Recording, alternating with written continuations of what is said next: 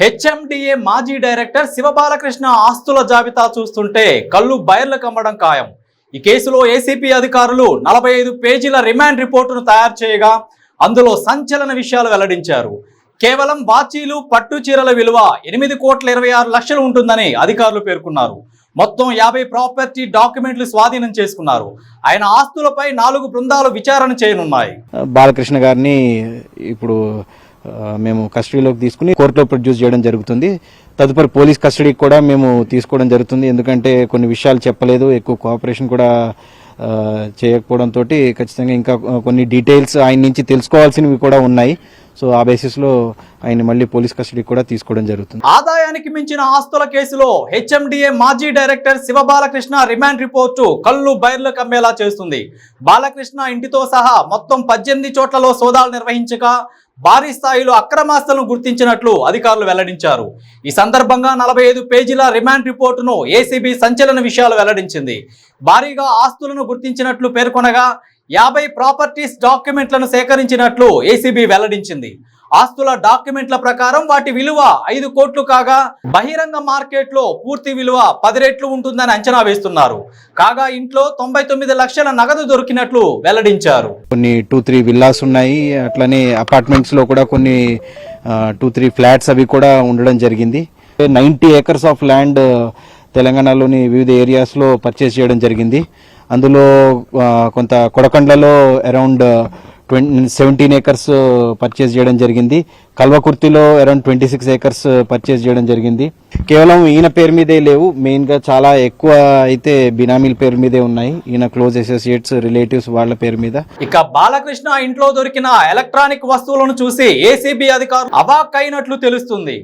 Hitech హంగులతో ఇంటిని decorate చేసినట్లు గుర్తించారు.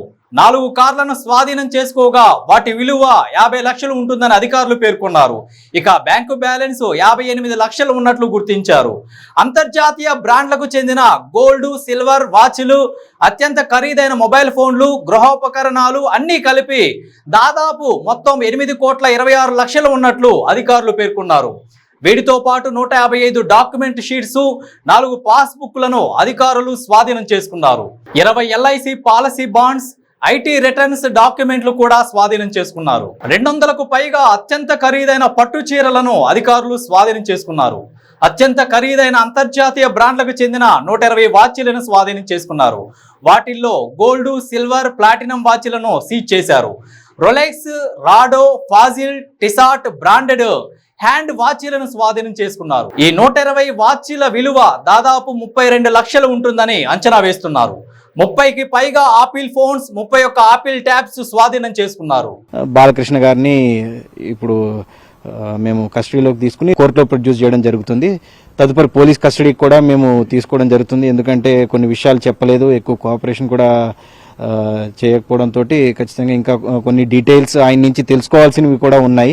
సో ఆ బేసిస్లో ఆయన మళ్ళీ పోలీస్ కస్టడీకి కూడా తీసుకోవడం జరుగుతుంది. పలు ఇన్ఫ్రా కంపెనీలపై సైతం ఏసీబీ అధికారులు సోదాలు నిర్వహించారు. 4 బ్యాంకు పాస్బుక్లకు సంబంధించిన బినామీలను విచారించాల్సి ఉందని అధికారులు తెలిపారు. ఇతర అధికారుల పాత్రపై దర్యాప్తు జరపాల్సి ఉందని అన్నారు. బాలకృష్ణ ఆస్తులపై 4 బృందాల విచారణ జరుపనున్నాయి. మరోవైపు బాలకృష్ణను కస్టడీకి ఇవ్వాలని న్యాయస్థానాన్ని అధికారులు కోరుతున్నారు.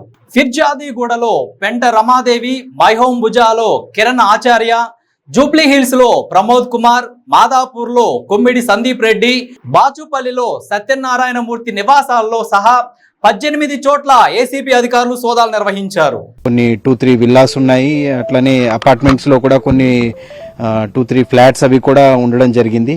90 acres ఆఫ్ ల్యాండ్ తెలంగాణలోని వివిధ ఏరియాస్లో పర్చేస్ చేయడం జరిగింది. అందులో కొంత కొడకండ్లలో అరౌండ్ 17 acres పర్చేస్ చేయడం జరిగింది. కల్వకుర్తిలో అరౌండ్ 26 acres పర్చేస్ చేయడం జరిగింది.